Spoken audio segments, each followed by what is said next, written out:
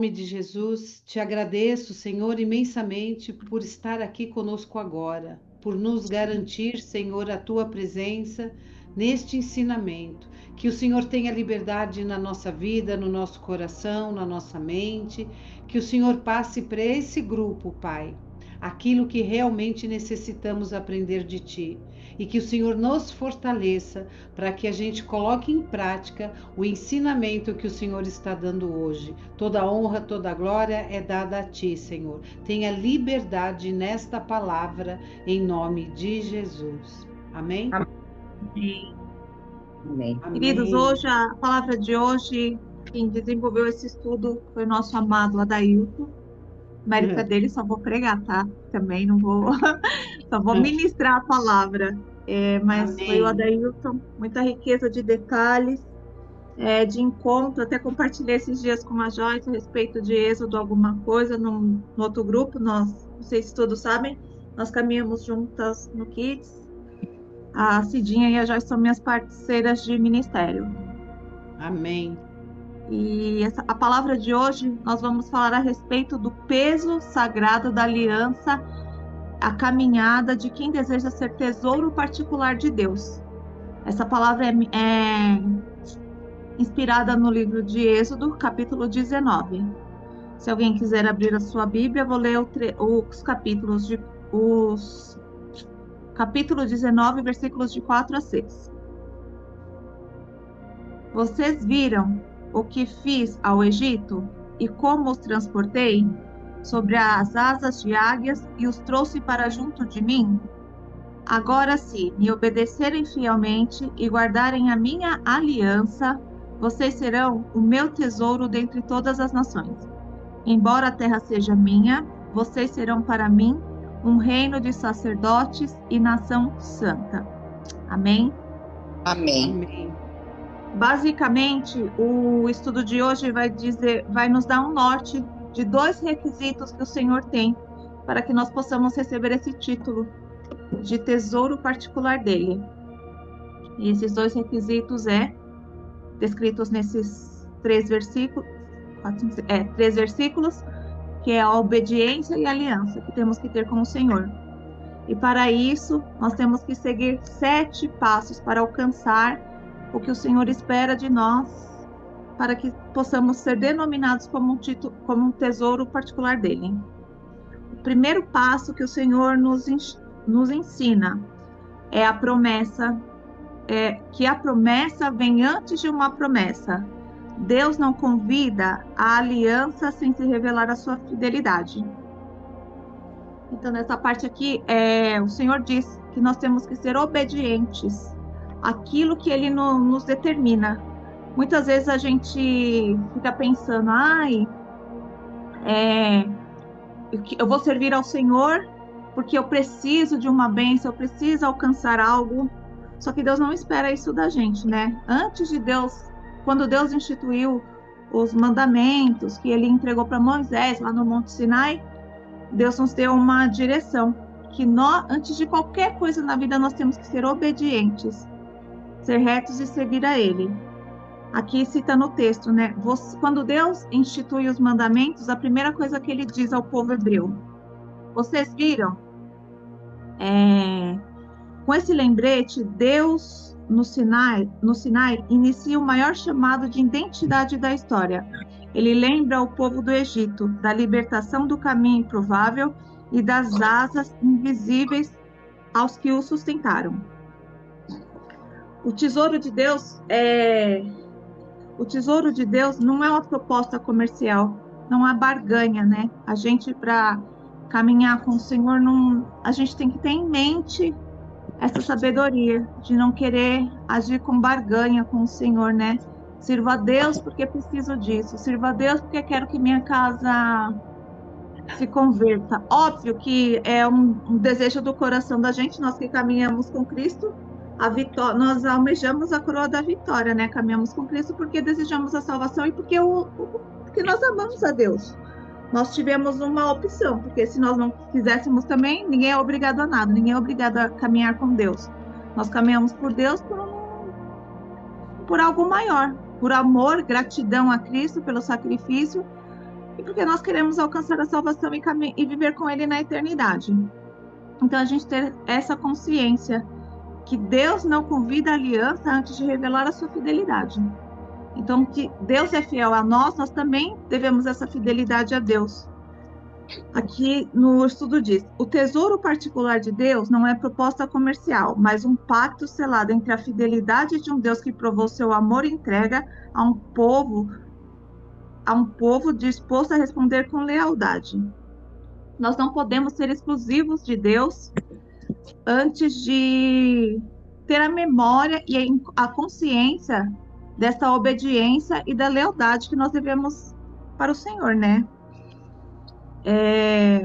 No segundo passo, Deus nos firma que a aliança com o filtro, nem todo mundo vê o monte. Nem todos que veem o monte podem subir ao monte. Todos nós podemos ver o monte, todos nós podemos olhar para o Senhor, mas nem todos têm acesso ao Senhor, porque a gente não pode chegar ao Senhor de qualquer forma, né? Eu quero caminhar com Deus, só que eu vou negociar. Enquanto eu estou dentro da igreja, o Bispo Hugo fala muito isso, né? Tem muito crente dentro é fácil a gente ser santo dentro da igreja, mãozinha para cima, lágrima no altar, mas e fora da casa do Senhor? Será que a gente tem mantido essa postura que Deus espera de cada um de nós? Então, para a gente ser vigilante, que aqui fala que no capítulo 19 de Êxodo, vemos uma das cenas mais simbólicas, um povo livre, mas ainda instável, e convidado a se tornar nação santa, reino de Deus, sacerdócio real, um tesouro pessoal. Não sei se todos conhecem o livro, a passagem a respeito do bezerro de ouro, quando Moisés subiu ao monte para ter com Deus, quando Deus ia entregar a tábua com os 10 mandamentos. Por um breve período que ele se ausentou, era um povo já que vinha de uma escravidão, muitos anos no Egito, um povo já condicionado a viver um povo idólatra. Então, no momento que Moisés sobe ao monte para ter com Deus, para receber os mandamentos, esse povo prontamente procura Moisés e pede para que faça um bezerro de ouro, para que eles pudessem adorar no lugar de Deus. Era um povo... O povo chamou o irmão de Moisés. Moisés estava lá, Arão, para fazer o bezerro. Sim, eles se reuniram, pegaram todo o ouro, fizeram... Quando Moisés volta, eles estavam festejando, cultuando aquele bezerro, e eles tinham essa idolatria, porque eles já eram condicionados. Então, aqui fala que, às vezes, você está com Deus, você caminha com Deus, mas nós somos rebeldes, murmuramos o tempo todo, e não estamos alinhados com aquilo que Deus espera da gente. Então, não adianta nós estarmos vendo o monte, mas não ter acesso a esse monte. Então, a gente tem que ter obediência e aliança o tempo todo para que a gente possa conseguir, que a gente possa chegar aonde que Deus espera. A promessa é gloriosa, mas condicional. Depende daquilo que a gente há uma condição, né? Para que nós alcancemos a promessa. É estarmos em obediência e aliança com o Senhor. A linguagem divina é um filtro que separa os que querem de verdade e os que querem apenas o benefício. Então, a diferença daqueles que querem de fato caminhar com o Senhor, viver o propósito, aquilo que Deus chamou, com aqueles que querem apenas o benefício, a bênção, né? Tem pessoas que... Eu tenho até temor, eu vejo às vezes umas orações, se Deus não fizer, eu como a Bíblia, eu rasgo a Bíblia, como se Deus fosse funcionário, né? Estivesse condicionado àquilo que a gente espera que Ele faça. Mas não, né? Nós temos que ter temor de Deus. Ontem a bispa pregou também algo a respeito da oração de Abacuque. Será que todos teriam capacidade de orar daquela forma ao Senhor? É preferível, ela citou que ela preferia crer que Abacuque orava que a oração de Abacuque, né? Não com Tipo, que O quisesse rebeldia. mandar o que o Senhor fizesse.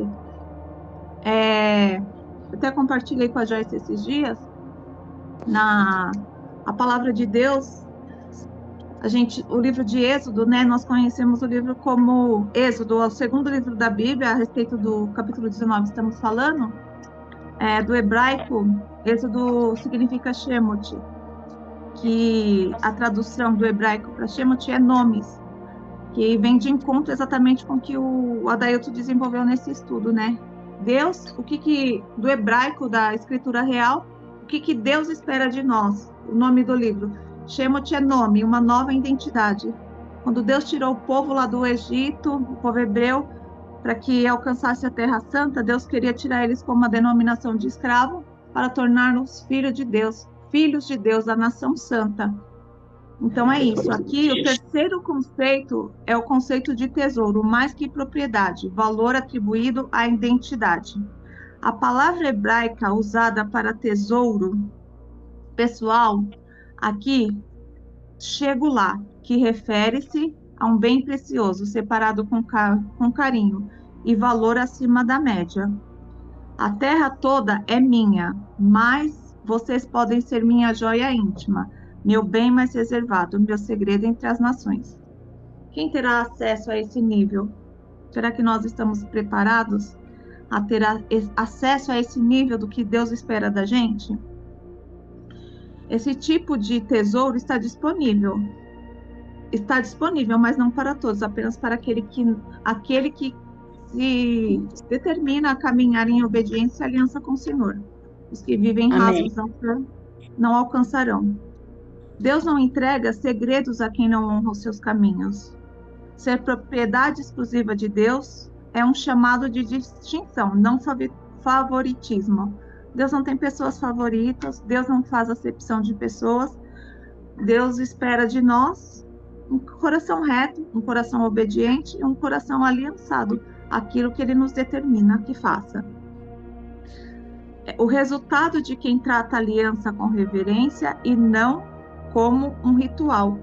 Nós não devemos servir a Deus, aqui quer dizer, né, que nós não devemos servir a Deus por religiosidade, por um ritual, eu vou no culto, eu vou seguir os ritos. Não, Deus não quer isso, Deus quer intimidade com a gente.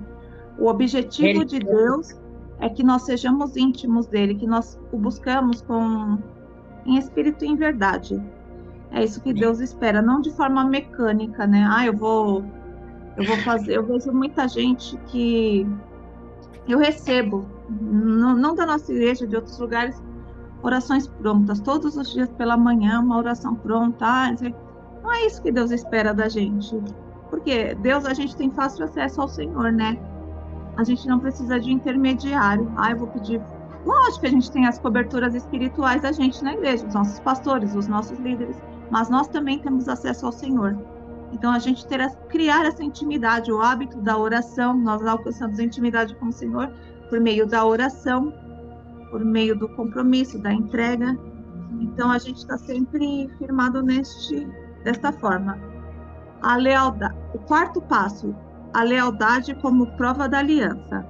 Não existe aliança sem lealdade. É leal, e leal não é o mesmo que presença física. É o que eu acabei de falar.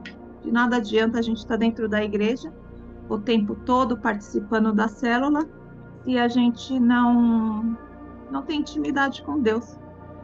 Às vezes a gente ser crente frequentador ou espectador, né? Ficar vendo aquilo que Deus faz na vida do nosso irmão. Nossa, fulano recebe tanta graça, tanto milagre, por que eu não recebo? Deus está acessível a todos nós, né? Se Deus não cumpre algo na vida da gente, é porque nós não estamos prontos. Deus está pronto o tempo todo, tem bênção para nos entregar e cumprir com a palavra dele. Se a gente está em alguma deficiência, alguma coisa errada, o erro está em nós, não no Senhor, né? Então, para a gente estar atento nessa parte, de não estar presente apenas fisicamente, mas com alma e espírito. Você pode estar na igreja e ainda ser assim infiel ao reino. Caminhar sem obediência, sem aquilo que Deus determina que nós façamos, né? A verdadeira lealdade prova-se nos bastidores. Quem somos nós fora da igreja? Fora da visão do outro, escondida. Essa semana até compartilhei algo com a Cidinha, a gente conversa muito, e eu me emocionei com algo que ela me contou. Falei, servir a Deus é isso.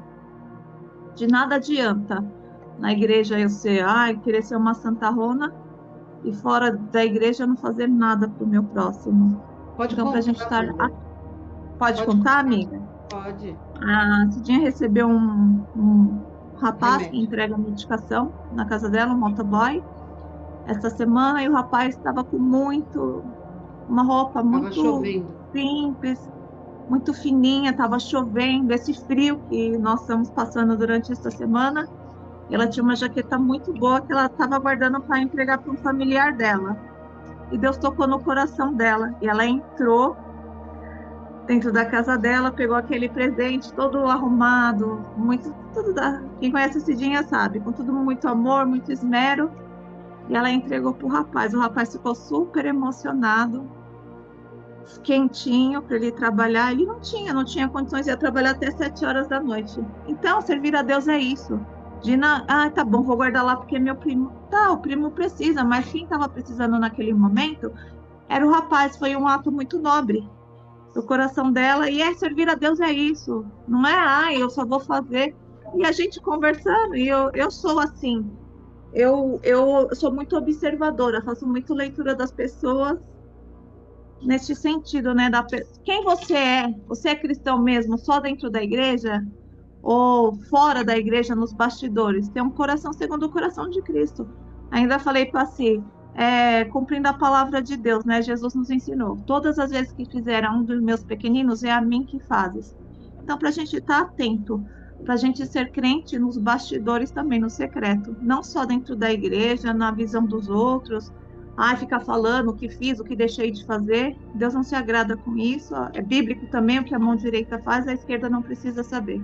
Então, a gente ser vigilante, de ficar o tempo todo querendo mostrar, se vangloriar, porque a Bíblia também diz que o nosso orgulho é o prêmio que recebemos por aquilo que fazemos. Agora, tudo que fazemos em secreto para o Senhor, Ele retribui segundo o coração. Deus sonda o coração do homem, Ele sabe o que nós temos. O 5º passo fala a respeito da obediência. Não é moeda de troca, mas é marca de identidade. O maior erro da fé moderna é tratar a obediência como uma forma de merecer bênçãos. Mas, em Êxodo 19, a obediência não é moeda, é sinal de pertencimento. Que a gente está falando desde o início, né? A gente estar atento de não ficar fazendo as coisas para o próximo ou para Deus, esperando algo em troca, né? Algo em troca. Às vezes a gente pensa, todo crente, a palavra de Deus diz que aqueles que caminham com Deus têm prosperidade, recebem. Só que fica pensando em prosperidade financeira. A prosperidade financeira de Deus não refere-se a isso, né? A bens materiais. Também a gente tem direito, porque Deus é o dono do ouro e da prata, mas a gente não viver condicionado em receber bens materiais. Eu sou crente, eu não posso passar por prova.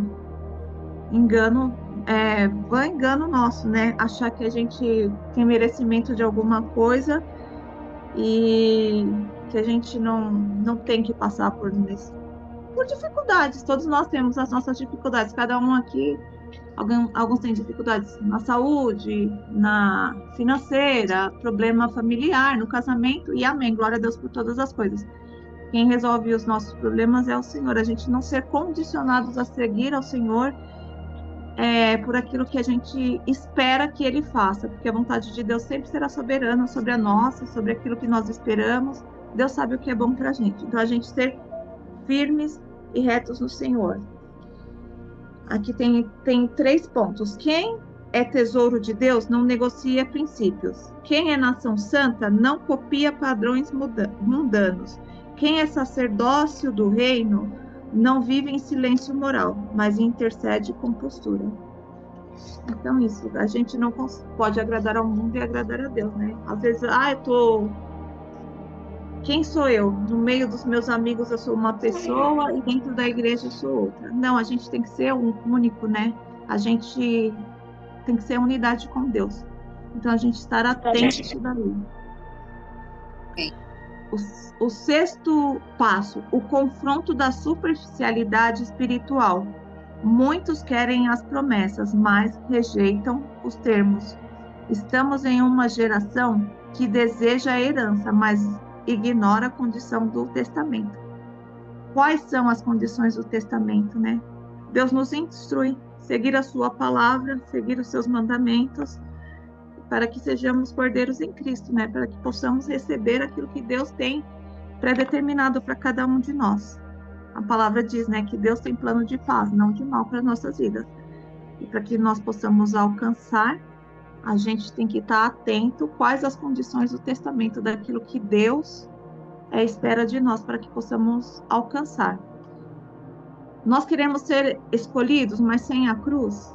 Jesus nos instruiu, né? Pegue aquele que quer vir após mim, negue-se a si mesmo, pegue sua cruz e siga-me. Pegar a nossa cruz é renegar os prazeres da carne, os desejos, aquilo que nos afasta do Senhor e segui-lo em totalidade. Queremos ser exclusivos, mas ainda moldados ao Egito.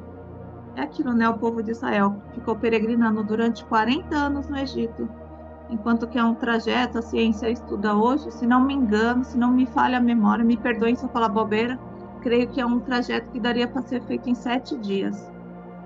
Eu vou ver se depois eu corrijo lá no grupo da célula se eu errei, mas se não me falha a memória, o trajeto poderia ser percorrido em 7 dias. Só que por conta da murmuração, da desobediência do povo, Deus deixou eles peregrinando naquele sofrimento durante o deserto. Deus cuidava deles. E muitos não entraram na terra prometida, né? Inclusive Moisés não entrou por conta da desobediência e do murmúrio. A gente estar atento, né, para fazer aquilo que o Senhor espera de nós. Deixa eu ver. Mas Deus não está recrutando fãs, Ele está convocando filhos que vivem como servos. O céu ainda está de pé com a mesma proposta: se me ouvirem e guardarem a minha aliança. Não há atalho, não há segredo. Para alcançar aquilo, para sermos tesouro real do Senhor, nós não temos outro caminho. É a obediência e a aliança. O caminho continua sendo a obediência. O sétimo passo para alcançar esta promessa do Senhor é a nova aliança, a cruz como a renovação definitiva da exclusividade divina. Se no Sinai Deus fez um pacto com a nação, uma cruz Ele estendeu para esse pacto para o mundo. Aliança mosaica, né? Aqui Ele está querendo dizer. Deus entregou a tábua dos mandamentos, Deus instruiu sobre o sacrifício, a relação do povo com Ele e a obediência à promessa de bênçãos e maldição. Foi o que Deus instituiu lá no Sinai. Só que com isso, Deus nos entregou Jesus Cristo, que é a extensão desta aliança que Deus fez conosco, para que nós possamos alcançar a graça de Deus. E esse critério não mudou, continua desde o Antigo Testamento até os dias atuais. É fé e obediência. A graça não anulou a aliança, ela a elevou. Agora a santidade não é para os chamados, é um fruto esperado. A lealdade agora não é só um conjunto de leis, mas uma pessoa, que é Cristo Jesus. Antigamente nós tínhamos uma instrução como o que fazer para obedecer ao Senhor. Hoje nós temos a Jesus, né? Reconhecê-lo como Senhor e Salvador, obedecer aquilo que Deus institui, nós alcançamos a graça, uma graça imerecida, né? E gratuita por meio do sacrifício de Cristo. Ser tesouro particular de Deus hoje é andar na contramão do sistema, é viver com os olhos na eternidade e o coração firmado na cruz. Aquele que carregar essa lealdade brilha no meio de um mundo confuso. Eles são a resposta viva de que a aliança ainda está em vigor e ainda é poderosa. Então, esses são os 7 passos que meu amigo Adailton descreveu, e tem uma pequena conclusão. Não existe tesouro que não será protegido. Deus não chama de tesouro quem Ele não vai guardar. Se você for fiel à aliança, Ele mesmo será o seu escudo. Mas lembre-se, não se trata de perfeição, e sim de decisão. Todos os dias você é chamado a reafirmar a sua lealdade, não por obrigação, mas por reconhecimento. Então, Amém. resumindo, o estudo de hoje é a respeito disso, a gente não negociar a nossa fé, sermos retos naquilo que o Senhor espera de nós, sermos cristãos nos bastidores e obedecer a Deus, né? Obedecer a Deus é isso, é o resumo de tudo, e ter aliança com aquilo que Deus determinou para todos nós. Essa é a palavra. Se eu não me expressei Amém. muito bem, me perdoem. Foi ótimo. Maravilhosa, Amanda. Obrigada, Maravilhosa. Benção! A gente tá vivendo um novo tempo, um tempo de ser sensível à voz de Deus, né? Como você mesmo disse, ser esse tesouro particular não é só lá na igreja, né? Ouvindo a palavra, é o dia a dia. E o dia a dia é o nosso devocional.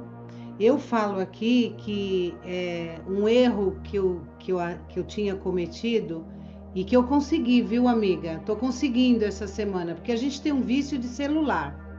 Então, o que eu faço? Eu acordo de manhã, pego minha xícara, meu balde de café e ligo o celular.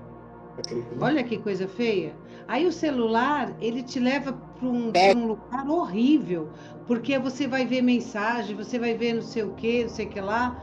E aí eu não estou priorizando ser um tesouro do Senhor. E aí o que eu faço? Depois que eu fiz tudo isso, aí eu pego a palavra, pego minhas anotações. E isso tinha me incomodado. E eu não sei vocês, mas eu percebi que o celular, ele se torna um vício igual uma Coca-Cola, igual um cigarro, igual eu com a minha idade, eu vejo o celular pouco ainda, né? Mas eu já aumentei muito a frequência. E aí eu percebo que isso leva a gente a estar fora da presença de Deus, né? Eu não sei se tem testemunhos, mas o meu testemunho é esse. Até comentei com a Amanda. Amanda, eu preciso ter vergonha na cara de acordar e ir direto para o devocional. Entregar a minha primícia para o Senhor e não para o celular, né? Porque quando a gente está no aniversário, eu aprendi isso. Você, quando vai cantar parabéns, para quem é o primeiro pedaço? O primeiro pedaço é a honra que a pessoa recebe. Tem o bolo inteiro, mas não tem graça receber a terceira, a quarta fatia, você fica comum. Agora, quando você recebe o primeiro pedaço, você se emociona. Tem gente que até chora. Para mim, o primeiro pedaço. Agora, eu tô dando o primeiro pedaço para Jesus? Não. Eu tô dando o primeiro pedaço para as coisas banais, bobeira. Não tem nada naquele celular mais importante do que a presença de Deus. Eu acordei, eu estou respirando, eu estou tendo uma oportunidade de ser esse tesouro particular dele e eu dou o primeiro pedaço para outra coisa. E essa semana eu comecei a acordar e não pegar o celular, deixar ele até longe. Eu deixo ele carregando fora da minha visão e eu não olho para ele. E aí eu comecei a pegar o meu devocional e assim, o meu testemunho é que a palavra que o Senhor dirige a mim me leva às lágrimas, porque Ele está ali e fazia muito tempo que eu não sentia isso. Todos nós passamos por dificuldades imensas e a sua dificuldade não é maior do que a da Amanda, do que a da Joyce, da Marta, do Klaus, da Neuza, da Ellie. As nossas dificuldades, elas têm a mesma proporção. E talvez você olhe para a minha dificuldade e fale, nossa, Cidinha, isso é nada, mas para mim é um peso. E aí, na minha ansiedade, na minha angústia, eu orando a Deus, eu tenho 2 Bíblias, cada um tem um jeito de fazer seu devocional, né? Eu tenho um caderno e 2 Bíblias. Eu tenho essa esquisitice. Primeiro, eu vou ler a minha Bíblia pequenininha que eu ganhei de uma senhorinha e depois eu vou para o devocional que que eu leio a Bíblia todo ano. Então, eu estou lá na minha página que eu leio. Mas primeiro, eu vou conversar com Deus. E eu, na minha ansiedade, eu tirei uma palavra, até comentei com a Amanda, que foi muito forte para mim, que eu comentei com vocês a semana passada, sobre Pedro. Quem estava aqui lembra que ele falou para mim, Cidinha, Eu falei, Senhor, se é você mesmo, fala para mim que eu vou até você. Ele falou, pode vir. E aí eu andei um pouco e a minha ansiedade, os meus problemas, eu afundei. Só que quando eu afundei, o que que acontece? A mão dele rapidinho já me trouxe à tona. Só que junto com a mão dele, uma carcada. Pô, Cidinha, por que que você duvidou? Cadê a sua fé? Você fala que tem fé e tal. Foi essa que eu passei. Quem estava aqui sabe que depois disso, ele me levou até Sadraque, Mesaque e Abidnego, que entrou numa fornalha 7 vezes mais quente, de tão bravo que o rei ficou. Dele só. Por quê? Porque os 3 obedeciam a Deus e confiavam. Então o Senhor me mostrou 2 extremos. Um que eu não confiei, porque eu fiquei com os meus problemas maior do que eu confio, e afundei, e ele me deu uma carcada. E o outro daquelas 3 pessoas que confiaram ao ponto de sair ileso daquele fogo todo. E aí eu passei uma semana melhor, enfim. Só que ontem eu estava... esqueci um pouco de Sadraque, Mesaque e Abidnego, porque a gente tem uma memória curta quando a gente está vivendo as nossas aflições. E antes de ir para o culto, que a bispa pregou, quando você estiver numa adversidade, não fica murmurando, vai lá, louva, né? Fala pensamentos do alto e tal. E eu preocupada de novo eu preocupada com os meus problemas desse tamanho. Meu Deus é muito maior. Aí ele me deu outra palavra do mar, que ele teve que atravessar de uma margem para outra, e ele deu uma carona para os discípulos dele. Só que no meio da travessia, Jesus dorme no barco, né? Todo mundo conhece essa passagem. Ele dormindo lá, puxando uma soneca, e teve uma tempestade e tal. Lá vai eu com os meus problemas e Jesus calmo lá, acreditando que eu estou confiando nele, está dormindo. E eu cheia de ansiedade, vou lá e acordo Jesus. Ele falou, pô, Cidinha, de novo? Você não confia em mim? Aí ele acalmou o vento e tal, né? E eu tirei de lição que eu quero, Cidinha, hoje, dormir no barco com Jesus. E quando eu tiver com os meus problemas, e eu vou dormir no colo dele, eu vou roncar, eu vou ficar lá e eu vou ficar sossegada, né? Essa foi uma das experiências. Para vocês, eu não sei qual é a dificuldade. Aí teve uma palavra maravilhosa, tudo, né? E na terça-feira faltou um produto na minha casa, né? Hoje a gente está aqui só em mulheres e a gente tem que falar real. Eu não tinha recebido nenhum recurso financeiro e o dinheiro que eu tinha, eu gastei todo na segunda-feira comprando alguns mantimentos. E parece pouco, mas eu me emociono, né? Tava até falando para Amanda. Faltou. E aí, na terça-feira, o Adá faz sempre o café. Sempre eu acordo com o cheiro do café. Eu só me levanto da cama quando eu sinto que ele já fez o café. Aí eu levanto. E aí o café estava pronto. Eu fui tomar o café na terça, que é a terça que eu gosto de tomar um café bem gostoso, porque eu não estou de jejum. Então é a terça que eu acordo sedenta. E tinha um pote de café vazio e um negócio de melita, sabe? Aquele papelão sem nenhum coador. E tava a garrafa de café pronta. E aquilo vazio. Aí eu falei, Senhor da glória, para quem que eu vou pedir emprestado um dinheiro para comprar café? Porque o café é um vício, eu não sei ficar sem café de manhã, me dá dor de cabeça, né? E olha só o problemão que eu levei para Jesus. Não tinha dinheiro para comprar café e nem o coador. Aí eu falei, meu Deus do céu, para quem que eu vou pedir? Bom, para esse eu não posso pedir mais, porque eu tenho uma rede de apoio que já está esgotada de me ajudar, né? Esse eu não posso, esse é naquele. Aí quando o Adá subiu para almoçar, eu falei, Adá, você pôs aqui o pó de café e tal, mas eu não tenho um tostão para comprar o café. Eu gastei todo o meu dinheiro ontem e eu só vou receber sexta. Aí ele falou, Cidinha, pega o cartão. Aí eu pensei, nossa, o cartão dele já deve estar atolado, eu vou comprar só o café, né? Aí ele falou, não, pega o outro cartão lá. A gente tem um cartão que a gente compra só alimento. Então, assim, eu pago o alimento nesse cartão, aí eu gasto esse cartão, aí outro mês, sabe assim? E aquele mês estava atrasado para pagar o alimento, eu não tinha o cartão do alimento. Aí ele falou, não, pega aquele cartão, quando eu olhei aquela quantidade, eu falei, Senhor, que vergonha. Eu acordei ele do barco. Eu falei, Senhor, acorda porque eu tô sem café. Olha só como a gente é pequeno, né? Na nossa confiança. E aí, lógico, eu fui no mercado, comprei café e comprei outras coisas. Comprei o resto das coisas. Eu não sei para vocês, parece, ai, que bobeira, Cidinha, não é. Quando você tá passando uma aflição, como que você vai se portar diante dessa situação? Hoje, para vocês, isso vai acontecer outras vezes, vai acontecer coisas que a gente não espera. Então, eu vou saber ter outra atitude, confiar mais, né? Como eu falo para minha amiga, né? Que a gente tem mais intimidade. E aí eu falei, nossa, ele não vai deixar a gente passar necessidade nenhuma, nem grande e nem pequena.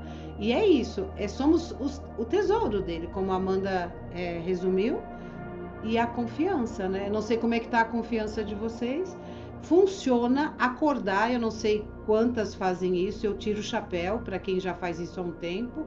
Acordar, abrir os olhos e ir direto no devocional, não pegar o celular, não se distrair com outras coisas, né? Porque os afazeres da vida te engolem. E tem dado um resultado. Eu sei que tudo isso que nós passamos de dificuldade. Domingo eu fui assistir a palavra do Bispo Robson lá na Augusta e ele disse que ganhar todo mundo gosta. A gente sai pulando igual pipoca quando ganha alguma coisa. É uma delícia ter uma notícia boa, ganhar um dinheiro, ganhar um abraço, ganhar um presente, mas perder. Ele falou que é uma dificuldade tremenda que a gente tem de perder. É horrível perder. É um desgaste físico, emocional, baixa muita tristeza. Mas ele disse que nós perdemos e aprendemos. Porque quando a gente perde, lá na frente a gente tem essa experiência. Quando faltar o café, eu vou ficar relaxada. Falar, daqui a pouco o meu Senhor vai acordar do barco e vai me dar o café. Lógico que é uma coisa ridícula, né? Eu podia ligar para Joyce, que eu tenho intimidade, para Neuza ou para Amanda, falar, acabou meu café. Igual aquelas coisas de tia, né? Que você bate no muro da pessoa e fala, você tem uma xícara de café para me emprestar até sexta, né? Isso, né? Não veio na cabeça. O que veio na cabeça é, o que eu vou fazer ficar sem café, né? É isso, gente. É um testemunho diferente, mas é a experiência que o Espírito Santo está me levando todos os dias a ser melhor como pessoa. Tanto é que o café faltou na terça. Na segunda eu atendi uma pessoa necessitada. Talvez ele tinha necessidade de outras coisas também, não só de um agasalho, porque ele estava muito ralo, muito molhado e aquilo doeu em mim. E esse agasalho aí eu tinha guardado para um primo que é muito pobre. E eu ganhei de um amigo que veio dos Estados Unidos, parece um astronauta, sabe? É uma coisa bem quente mesmo, que o frio de lá é maior do que aqui, né?